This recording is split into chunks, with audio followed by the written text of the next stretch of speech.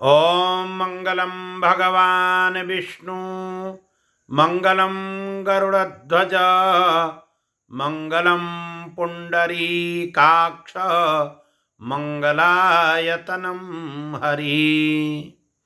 नमस्कार, स्वागत है आप सभी का हमारे चैनल पर। आप सभी को नव संवत्सर की बहुत बहुत शुभकामनाएं। भगवान सबके ऊपर कृपा करें। आज से हमारा नवा वर्ष प्रारंभ हो गया है, तो नए वर्ष के प्रथम दिन पंचांग को सुनने का फल प्राप्त होता है। तो पंचांग को सुनने से कौन सा फल प्राप्त होता है? तो कहते हैं तिथि वारम च नक्षत्रम योगम करणमेव च पंचांगस्य फले श्रुत्वा गंगा स्नान फलम लभेत। तिथि वार नक्षत्र योग करण इन सब के बारे में सुनने से, मैंने पंचांग के फल को सुनने से गंगा स्नान का फल प्राप्त होता है। इसलिए हमारे यहाँ यह प्राचीन हमारा नियम है, हमारी परंपरा है कि हम पहले ही वर्ष के पहले ही दिन ब्राह्मणों के पुरोहितों के मुखारबिंद से पंचांग के फल को सुनते हैं।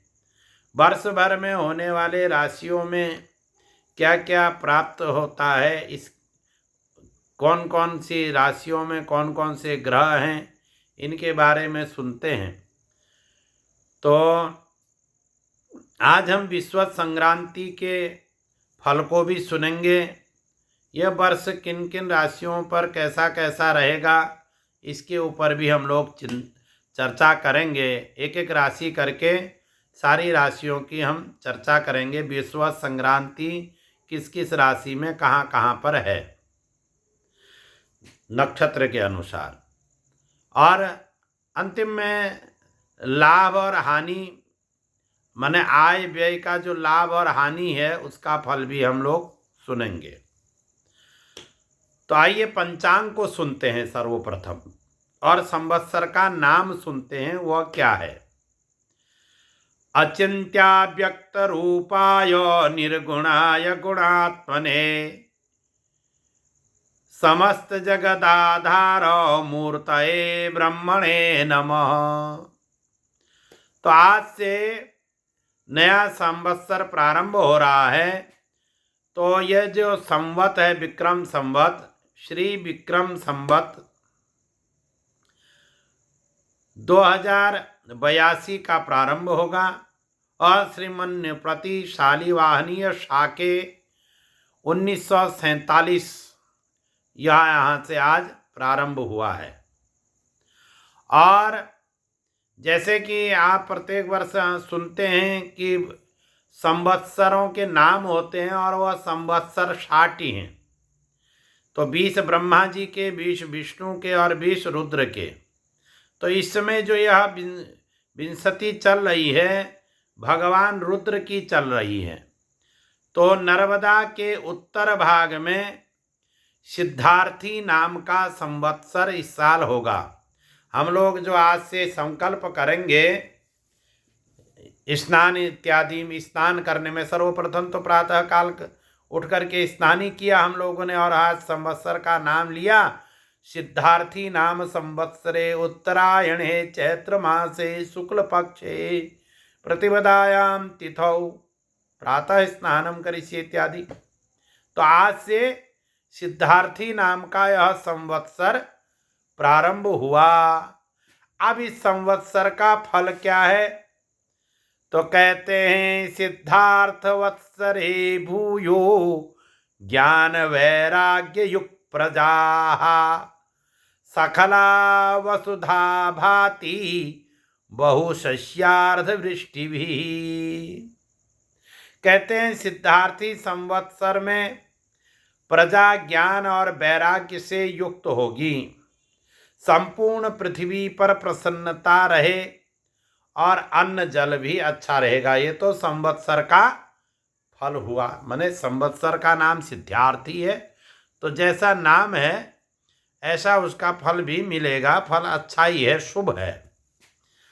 अब जो ये हमारा संवत्सर होता है प्रत्येक वर्ष में, जैसे सभी जगह का, सभी राष्ट्रों का एक नियम होता है कि वहाँ की सरकारें कहीं 4 वर्ष में बदलती हैं, कहीं 5 वर्ष में, कहीं 6 वर्ष में का भी नियम है। परंतु जो सौर मंडल है, सौर मंडल का जो मंत्रिमंडल है वो 1 वर्ष का होता है। हर प्रत्येक वर्ष में इसमें राजा बदल जाते हैं, मंत्री बदल जाते हैं, अलग अलग पदाधिकारी हो जाते हैं ग्रहों में। तो ये जो इस वर्ष का जो ग्रह मंडल है, सौर मंडल का जो मंत्रिमंडल है, उसमें भगवान सूर्य राजा हैं और मंत्री भी वह स्वयं ही हैं, सूर्य भगवान। उन्होंने किसी अन्य को मंत्री नहीं बनाया। जैसे माने अध्यक्षीय प्रणाली में चलेगा, जैसे आपके नगर निगम इत्यादि हमारे चलते हैं अध्यक्षीय प्रणाली में भारत में, और अमेरिका इत्यादि में पूरा राष्ट्रीय अध्यक्षीय प्रणाली में चलता है। वहाँ राष्ट्रपति होता है, प्रधानमंत्री नहीं होता। इसी प्रकार से ये जो वर्ष है, सिद्धार्थी नाम का जो संवत्सर है, इसमें भगवान सूर्य ही राजा होंगे और वही स्वयं अपने पास में प्रधानमंत्री का पद भी रखेंगे। किसी अन्य को प्रधानमंत्री का उन्होंने पद नहीं दिया, माने अध्यक्षीय प्रणाली में चलेगा यह वर्ष। और कृषि मंत्रालय का जो दायित्व निभाएंगे वो होंगे बुध। और वर्षा के स्वामी भी स्वयं ही सूर्य भगवान हैं। और धान्य मंत्रालय जो है वह चंद्रदेव के पास में है। रस का मंत्रालय शुक्रदेव के पास में है। नीरस का बुध के पास में है। और फल देने वाले शनिदेव हैं। धन के मंत्रालय माने वित्त मंत्रालय मंगल के पास में रहेगा। और रक्षा मंत्रालय शनिदेव के पास में रहेगा। रक्षा मंत्रालय शनिदेव के पास में रहेगा, वह रक्षा मंत्रालय के मंत्री होंगे। तो अब जो भगवान सूर्य हैं वो राजा हैं। तो सूर्य के राजा होने से किन किन फलों की प्राप्ति होगी ये बता रहे हैं। कैसा शुभ रहेगा क्या अशुभ रहेगा वो बताते हैं। कहते हैं सूर्ये नृपे स्वल्प फलास्त मेघा स्वल्पम पयोगोषु जनेषु पीड़ा स्वल्पम सुधान्यम फलमल्प वृक्षाश्चौराग्निबाधा निधनम नृपाणाम। कहते हैं यदि संवत्सर के राजा भगवान सूर्य हुए तो फल कम मिलता है, शुभ फल। कहते हैं गायें दूध कम देती हैं, प्रजा को पीड़ा होती है, धान्य भी कम होता है, वृक्षों में फल भी कम होते हैं, चोर और अग्नि का भय हो जाता है, राजाओं को भी कष्ट होता है। और मंत्री स्वयं है तो मंत्री का फल है। कहते हैं यदि सूर्य मंत्री भी हों तो राजा को रोग, जैसे कि पहले भी बताया कि राजा हैं तो राजा को कष्ट है, मंत्री हैं तो राजा को रोग है, चोरों का भय बढ़ता है। पृथ्वी पर धन धान्य अधिक हो, रसादी पदार्थों में समानता रहेगी। और जो बुध हैं वो कृषि मंत्रालय उनके पास में है। यदि बुध शस्य से मने कृषि मंत्री हैं तो बादलों द्वारा वर्षा अच्छी होगी, सुख समृद्धि की वृद्धि होगी, विप्रजन वेद पाठ में तत्पर रहेंगे। और इसी प्रकार से अन्य अन्य ग्रह भी अपने अपने राशियों का उनमें फल देंगे, अपने अपने मंत्रालयों का। तो ये तो हो गया मुख्य रूप से जो राजा और मंत्री और कृषि मंत्रालय विशेष होता है। उसके बाद है मंगल का जो धन के अधिकारी हैं, धन मंत्रालय माने वित्त मंत्रालय जिनके पास में है, तो मंगल के वित्त मंत्री होने से यदि भौम वित्त मंत्री हों तो तेजी मंदी का रुख बना रहता है, कभी तेजी होगी कभी मंदी होगी। और जौ और गेहूं की खेती का नाश होगा क्योंकि उनका स्वभाव उग्र है। और कहते हैं संग्रहित वस्तुओं से दुगना लाभ होगा, जो संग्रहित वस्तुएं हैं जिनका संग्रह किया है उसी से लाभ होगा। और रक्षा मंत्री हैं शनि महाराज। कहते हैं यदि शनि रक्षा मंत्री हो तो युद्ध की स्थिति बनी रहती है। युद्ध जैसे अभी बनी हुई है, आप देखें गाजा पट्टी में युद्ध चल रहा है इजराइल इत्यादि का, और इधर यूक्रेन और रूस में भी अभी समझौता कोई हो नहीं पाया है, युद्ध अपने निर्णायक स्थिति में पहुंच नहीं पाए हैं। और रूस और यूक्रेन का युद्ध तो 3 बरस से चल रहा है। तो ये बनी रहती है। और नागरिकों में भी बैरभाव बना रहता है, और खेती में चूहों का और टिड्डी कीड़ों का भय बना रहेगा। शनि के रक्षा मंत्री होने से ये फल है। तो ये तो आपने सुना कि जो ये मंत्रिमंडल है सौर मंडल का, इनके कौन राजा हैं कौन मंत्री हैं और इनके फल क्या हैं, ये आप सुन चुके हैं। तो आइए अब हम लोग सुनते हैं कि जो ये विषुवत संक्रांति है ये कौन कहाँ कैसे गई है। तो सर्वप्रथम तो हम लोग ये जानते हैं कि ये जो संवत है ये किसको अनुकूल है और किसको प्रतिकूल है, इसके विषय में जैसे कहा कि मेष सिंह धनु को यह प्रतिकूल है, इनको यह संवत प्रतिकूल है, इनको अनुकूल नहीं है। तो ऐसे लोगों को क्या करना चाहिए? तो कहते हैं कि ऐसे लोगों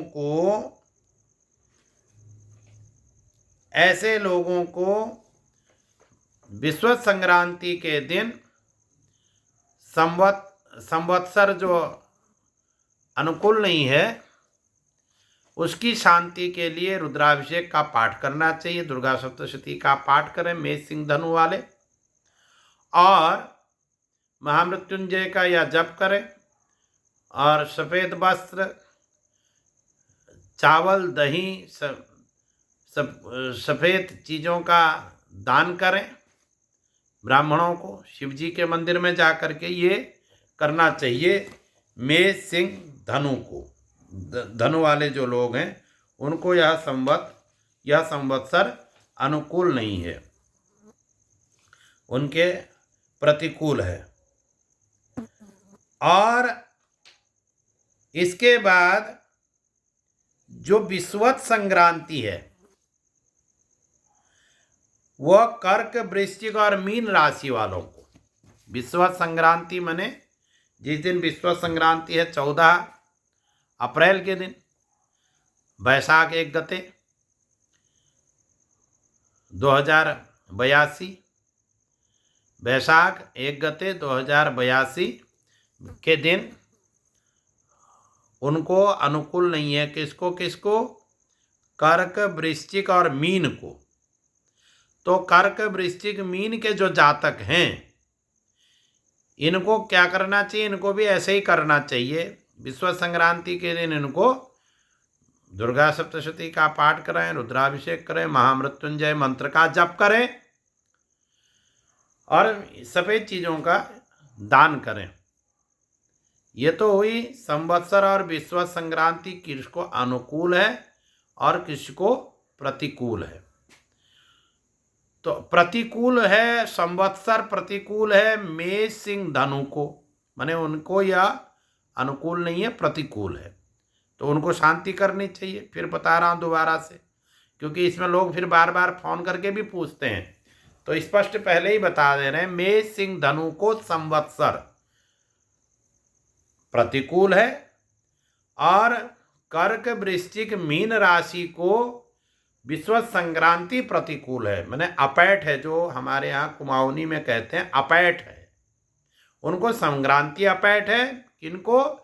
कर्क वृश्चिक मीन को संक्रांति अपैठ है और मेष सिंह धनु को संवत्सर अपैठ है, माने प्रतिकूल है। तो ऐसे शांति कराएं, जैसे पूर्व में आपको बता दिया। अब एक बार को बार बार पुनः पुनः कहना पुनरुक्ति दोष हो जाता है, इसलिए इतना काफ़ी है। बाकी समझने के लिए अपने अपने पुरोहितों से संपर्क करें, अपने अपने ब्राह्मणों से संपर्क करें।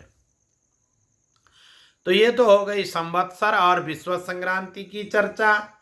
अब करते हैं कि शनि जो है, महाराज शनि माने संवत्सर के पहले दिन ही, माने पूर्णवत्सरीय अमावस्या के दिन ही वह मीन राशि में संचरण कर चुके हैं। माने कल के ही दिन वह मीन राशि में आ चुके हैं। तो मकर की तो 7.5 खत्म हो गई, अब 7.5 है कुंभ को, मीन को और मेष राशि वालों को। कुंभ राशि, मीन राशि और मेष राशि वाले जातकों को 7.5 है और सिंह राशि और धनु राशि वालों को ढैया है। तो ऐसे लोग जो जातक हैं, कौन कौन से? कुंभ राशि के, मीन राशि के, मेष राशि के, सिंह राशि के और धनु राशि के जो जातक हैं, ये शनि की शांति के लिए शनि के मंत्र का, वैदिक मंत्र का जप करें, ब्राह्मणों से करवाएं या स्वयं करें, या जो उसके लघु मंत्र हैं, ओम शम शनैश्चराय नमः, इस मंत्र का जप करें। और सबसे सरल उपाय है कि शनिवार के दिन सुंदरकांड का पाठ करें और नित्य हनुमान चालीसा के अधिक से अधिक पाठों को करें। तो ऐसे करके शनि की शांति होगी। और ये हमने जन्म राशि के अनुसार बताया। अब चर्चा करते हैं कि विश्व संक्रांति किसको कहा गई है। सर्वप्रथम राशि है मेष राशि। तो जो मेष राशि के जातक हैं, मेष राशि में 3 नक्षत्र हैं। कौन कौन से? अश्विनी, भरुणी और कृतिका नक्षत्र। तो अश्विनी नक्षत्र वालों को, भरणी नक्षत्र वालों को, कृतिका नक्षत्र वालों को विश्व संक्रांति गई है हृदय में। अब जिनके हृदय में विश्व संक्रांति गई है उनको धन लाभ होगा। उनके लिए तो विश्व संक्रांति अच्छी है, धन लाभ होगा। ये मेष राशि वालों की बात हो गई। अब चर्चा है वृष राशि वालों को। तो कृतिका नक्षत्र मेष राशि में भी है और वृष राशि में भी है। तो कृतिका नक्षत्र वृष राशि वाले जो जातक हैं, जिनका कृतिका नक्षत्र है और जिनका रोहिणी नक्षत्र है और जिनका मृगशिरा नक्षत्र है, ऐसे जातकों की जो विश्व संक्रांति है वो हृदय में गई है, उनको भी लाभ होगा। माने मेष राशि और वृष राशि वाले जो जातक हैं उनको विश्व संक्रांति हृदय में गई है, उनको लाभ होगा। अब चर्चा करते हैं मिथुन राशि की। मिथुन राशि में जिन जातकों का मृगशिरा नक्षत्र है, मृगशिरा नक्षत्र तो वृष राशि में भी है, 2 चरण उसके वृष राशि में होंगे, 2 चरण मिथुन राशि में होंगे। तो मिथुन राशि में भी जिनका मृगशिरा नक्षत्र है उनके विश्व संक्रांति हृदय में गई है, उनको धन का लाभ होगा। ठीक है। अब इसके बाद मिथुन राशि में ही आद्रा नक्षत्र और पुनर्वसु नक्षत्र, आद्रा नक्षत्र और पुनर्वसु नक्षत्र जिनका है, उनके विश्व संक्रांति मुख में गई है। पुनः सुनिए, मिथुन राशि में जिनका आद्रा नक्षत्र है और पुनर्वसु नक्षत्र है, इनकी विश्व संक्रांति मुख में गई है। इनको ज्ञान अर्जन होगा, माने ज्ञान की प्राप्ति होगी। यदि विद्यार्थी हैं तो विद्या की प्राप्ति होगी। यदि अध्यात्म विद्या को कोई सीखना चाहता है उसकी प्राप्ति होगी। कोई आत्मा अनात्मा का विचार करना चाह रहा है तो उस ओर इसको सफलता की प्राप्ति होगी। अब कर्क राशि में जिनका पुनर्वसु नक्षत्र है और पुष्य नक्षत्र है, पुनर्वसु नक्षत्र मिथुन में भी है, कर्क में भी है, तो कर्क राशि में जिनका पुनर्वसु नक्षत्र है और पुष्य नक्षत्र है, इनके विश्व संक्रांति मुख में गई है, तो इनको भी ज्ञान की प्राप्ति होगी, ज्ञानार्जन होगा। तो जो हम बता रहे हैं ये एक एक नक्षत्र के अनुसार बता रहे हैं। एक राशि में लगभग 2.25 नक्षत्र होते हैं, तो 2.25 नक्षत्र लगभग होते हैं। किसी में 2.5 भी हो सकता है, 2.5 नक्षत्र भी। तो माने 9 चरण होते, 9 चरणों की एक राशि होती है, तो एक नक्षत्र में 4 चरण होते हैं। तो इसलिए 2.25 नक्षत्र होते हैं लगभग। तो अपने नक्षत्रों को आप अपनी कुंडली से मिलाएं, जो हम बोल रहे हैं नक्षत्रों को कुंडली से मिलाएं। तो कर्क राशि में अभी हमने 2 नक्षत्रों की बात करी, अभी तीसरा नक्षत्र उसका है आश्लेषा। तो कर्क राशि में आश्लेषा नक्षत्र जिनका है उनके विश्व संक्रांति गई है सिर में, तो उनको क्या होगा, भूमि का लाभ होगा।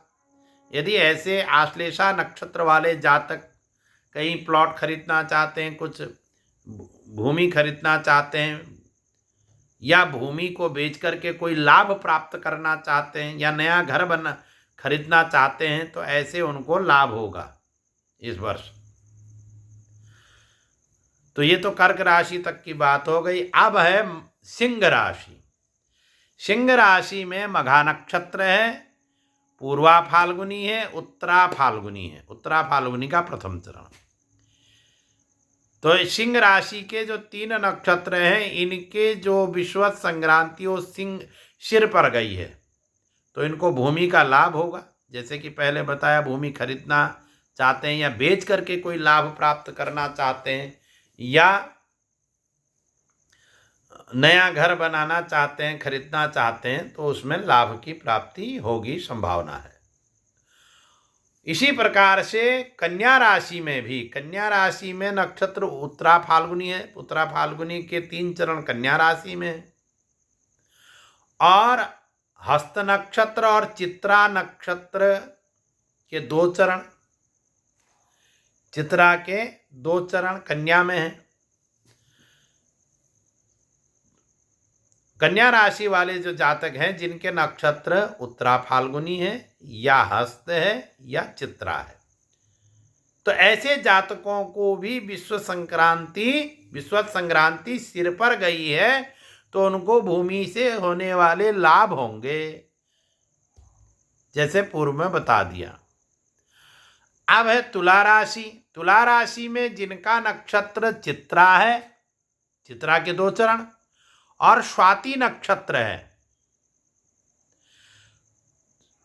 चित्रा और स्वाति नक्षत्र जिनका है तुला राशि में, पुनः सुनिए, चित्रा और स्वाति नक्षत्र जिन जातकों का है, उन जातकों को विश्व संक्रांति सिर पर गई है, उनको भूमि लाभ होंगे। भूमि से होने वाले जो लाभ हैं पूर्व में बता दिए गए हैं। तो ये हो गया तुला राशि के स्वाति नक्षत्र तक की बात। अब तुला राशि में ही विशाखा नक्षत्र भी है, और विशाखा के 2 चरण, विशाखा के 2 चरण वृश्चिक में है और 2 चरण तुला में है।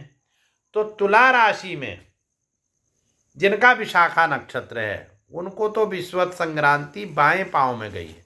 तो बाएं पांव में जो जिनको संक्रांति जा रही है वो जरा ध्यान से सुनिए। जो 3 नक्षत्र बाएं पांव में जा रहे हैं इनको ध्यान से सुन लीजिए। इनका जो उपाय है वो आखिरी में, आपको इस वीडियो के आखिरी में हम बताएंगे उनको क्या करना है विश्व संक्रांति के दिन। तो इस बात को ध्यान में रखिए। जिन जातकों का विशाखा नक्षत्र है उनके तुला राशि में जिन जातकों का विशाखा नक्षत्र है उनके विश्व संक्रांति बाएं पांव में गई है। और अब वृश्चिक राशि की बात करते हैं। वृश्चिक राशि में जिन जातकों का विशाखा नक्षत्र है और अनुराधा नक्षत्र है और ज्येष्ठा नक्षत्र है, ऐसे जातकों को विश्वत संक्रांति बाएं पांव में गई है। मैंने किन किन को गई है? तुला राशि में जिनका विशाखा नक्षत्र है और वृश्चिक राशि में जिनका विशाखा नक्षत्र है और वृश्चिक राशि में जिनका अनुराधा और ज्येष्ठा नक्षत्र है, ऐसे जातकों को विश्वत संक्रांति बाएं पांव में गई है। तो इसका जो उपाय करना है ये अंतिम में बताएंगे। अंतिम तक आप हमारे साथ बने रहिए। अब इसके बाद है धनु राशि। धनु राशि में जिनका मूल नक्षत्र पूर्वाषाढ़ा और उत्तराषाढ़ा नक्षत्र है, इनको विश्व संक्रांति दाएं पांव में गई है। तो इसका फल क्या है? इसका भ्रमण है। इसका फल है भ्रमण करना, निरर्थक भ्रमण। जा रहे हैं काम से और काम नहीं बनेगा तो घबराना नहीं है। ऐसे को घबराना नहीं है, काम बनेगा। भगवान नाम लेकर घर से निकलेंगे, क्यों नहीं बनेगा काम? भगवान के नाम में जो शक्ति है वो कहीं है ही नहीं। और अब मकर राशि है। मकर राशि में जिनका उत्तराषाढ़ा नक्षत्र है और श्रवण नक्षत्र है, मकर राशि में जिनका उत्तराषाढ़ा नक्षत्र है और श्रवण नक्षत्र है और धनिष्ठा नक्षत्र है। तो मकर राशि में 3 नक्षत्र है। इसमें सबसे पहले उत्तराषाढ़ा की चर्चा करते हैं मकर में। तो उत्तराषाढ़ा नक्षत्र जिनका मकर राशि में है, ऐसे जातकों को भ्रमण करना है निरर्थक का। वो भ्रमण करने जाएंगे।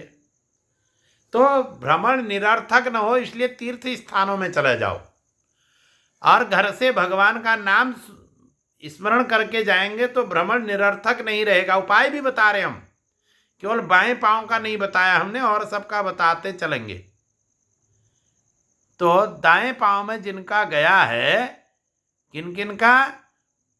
धनु राशि में मूल नक्षत्र, पूर्वाषाढ़ा नक्षत्र, उत्तराषाढ़ा नक्षत्र, इनका भ्रमण है निरर्थक का। भगवान नाम लेकर निकलिए तो भ्रमण निरर्थक नहीं होगा, सार्थक हो जाएगा। और मकर राशि में उत्तराषाढ़ा नक्षत्र जिन जातकों का है वो भी इसी प्रकार से भगवान नाम लेकर के चलेंगे तो भ्रमण सार्थक हो जाएगा। उनके दाएं पांव में विश्व संक्रांति गई हुई है। अब मकर राशि के 2 नक्षत्र और हैं, श्रवण और धनिष्ठा।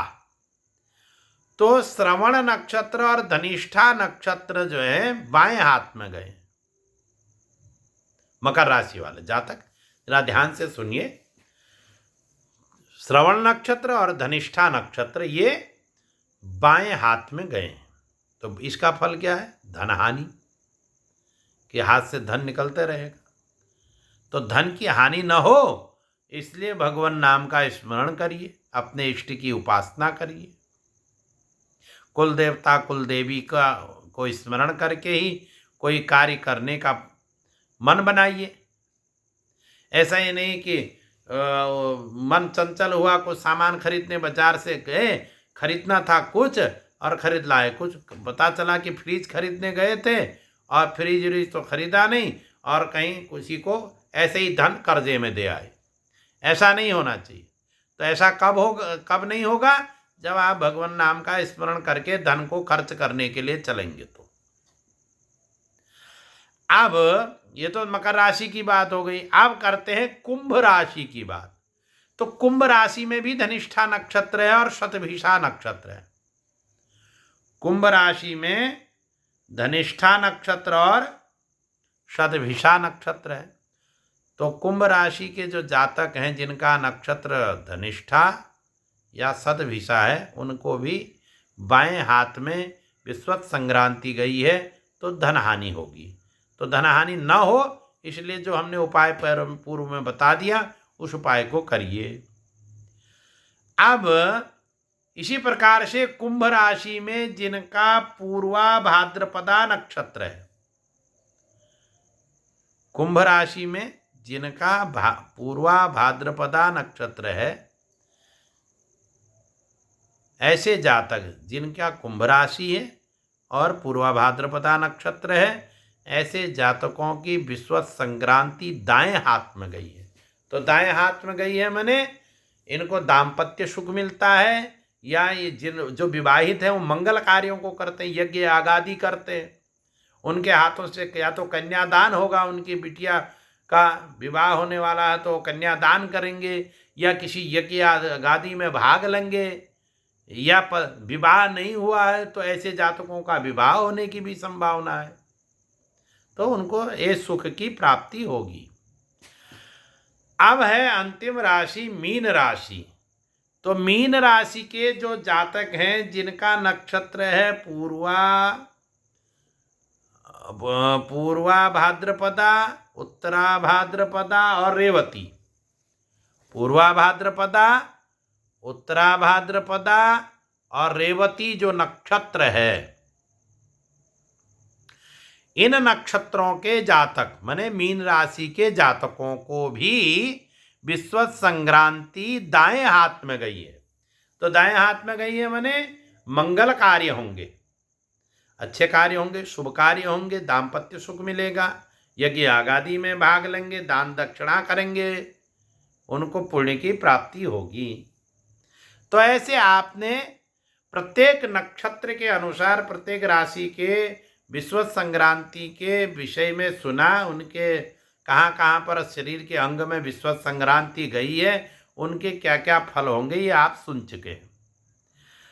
तो अब हम आपको बताते हैं अंतिम में जो हमने 3 नक्षत्र छोड़ दिए थे उनके कहाँ गई है। तो बाएं पांव में गई है। किनको गई है? तुला राशि में जिनका विशाखा नक्षत्र है, वृश्चिक राशि में जिनका विशाखा नक्षत्र है, वृश्चिक राशि में जिनका अनुराधा और ज्येष्ठा नक्षत्र है, ये 3 नक्षत्रों के जातक, इनको विस्वत संक्रांति बाएं पांव में गई है, माने इनको कष्ट होगा। कोई कष्ट हो सकता है, शारीरिक कष्ट हो सकता है, यदि रोगी हैं तो और रोग बढ़ सकता है। तो उस कष्ट के निवारण के लिए क्या करें? तो संक्रांति के दिन माने 1 गते बैसाख 1 गते के दिन, माने बैसाख 1 गते किस दिन पड़ रहा है? तो ईस्वी सन के अनुसार 14 अप्रैल 2025 को, 14 अप्रैल 2025 को बैसाख 1 गते के दिन ऐसे जातक जिनका अनुराधा, विशाखा, अनुराधा, ज्येष्ठा ये नक्षत्र हैं, वो शिव मंदिरों में जाएं, रुद्राभिषेक कराएं, दुर्गा सप्तशती का पाठ कराएं, महामृत्युंजय मंत्र का जप कराएं, एक सफ़ेद वस्त्र और दही, चीनी, चावल और एक चांदी का पांव बनाए, छोटा सा भी मिल जाता है सुनार के यहाँ, बायां पांव चांदी का, वो लेकर के शिव जी के मंदिर में संकल्प करके उसको शिव जी को चला करके योग्य ब्राह्मण को दान करें। या जो भी मंदिर हो, दुर्गा का मंदिर हो, भगवती का मंदिर हो, वहाँ भी कर सकते हैं। या अपने घर में ब्राह्मण देवता को बुला करके रुद्राभिषेक इत्यादि करा करके भी कर सकते हैं इसका दान। तो जहाँ संभव हो, जैसी सुविधा हो, इसको आप लोग करिए। तो इस प्रकार से हमने आपको यह संवत्सर का पूरा विवरण बताया किसको कहाँ पर यह गया है, और इसका उपाय भी हमने आपको बता दिया। और अपनी तरफ से हमने बहुत प्रयास किया है कि बहुत सरल भाषा में जो सब लोग समझ जाएं, ऐसी भाषा में ही हमने यह बात कही है। और हमको आशा है कि आपको यह पूरी बातें समझ में आ गई होंगी। यदि फिर भी नहीं आई हो तो अपने कुल पुरोहितों से, जो आपके कुल पुरोहित हैं, कुल पुरोहित को छोड़ना नहीं चाहिए। ये नहीं कि हाँ, दूसरे लोग आजकल कुल पुरोहितों का त्याग कर रहे हैं, ठीक नहीं है। कुल पुरोहित का त्याग करना भी ठीक नहीं है। तो कुल पुरोहितों से संपर्क करें, उनसे इन सब बातों को सुने और उनका निराकरण करें। जहाँ पर समझ में नहीं आ रही हो बातें, तो अपने कुल पुरोहितों से उसको समझ करके अपने जीवन को कृतार्थ करें, पुण्य के भागी बने। और आज से ही हम लोग अब दुर्गा की आराधना में हैं, भगवती की आराधना करेंगे। हम लोग तो ब्राह्मण ऐसे भी शक्ति के ही आराधक होते हैं, क्योंकि हम लोगों का जब जनेऊ हो गया है, यज्ञोपवीत जिस दिन हो गया है, उसी दिन हम लोग शक्ति के उपासक हो चुके हैं, क्योंकि हम लोग गायत्री भगवती की आराधना करते हैं, करने वाले लोग हैं। तो आप लोगों को पुनः इस नए संवत्सर, सिद्धार्थी नाम के संवत्सर की बहुत बहुत शुभकामनाएं। भगवान सबके ऊपर कृपा करें, भगवती जगदम्बा सबके ऊपर कृपा करें, भगवान शंकर सबकी रक्षा करें, सब निरोगी रहें, सब स्वस्थ रहें, विश्व में शांति हो। जहाँ जहाँ भी अशांति हो रही है, जहाँ जहाँ उत्पात हो रहे हैं, हम भगवती जगदम्बा से प्रार्थना करेंगे कि हे माँ, सब जगह आप शांति करो, विश्व को क्योंकि हमारे वेद कहते हैं वसुधैव कुटुंबकम, पूरा ही संसार अपना घर है। तो सब जगह शांति होगी। जब सबको शांति होगी तो हमारा भी हृदय प्रफुल्लित होगा। ये नियम ही है। हमारा पड़ोसी यदि दुखी होगा तो हम सुखी कैसे हो सकते हैं? किसी को दुखी देख करके हम सुखी हो ही कैसे सकते हैं? तो हमारी सबसे प्रार्थना है, इस प्रकार से प्रार्थना करें। आइए आज से अब 9 दिनों तक उस भगवती प्राम्बा को मनाते हैं, भगवती को मनाते हैं, उसकी आराधना में हम लोग अब संलग्न हो जाएं। नमस्कार, नमः चंडिका यही। ओम नमः पार्वती पतये। हर हर हर महादेव।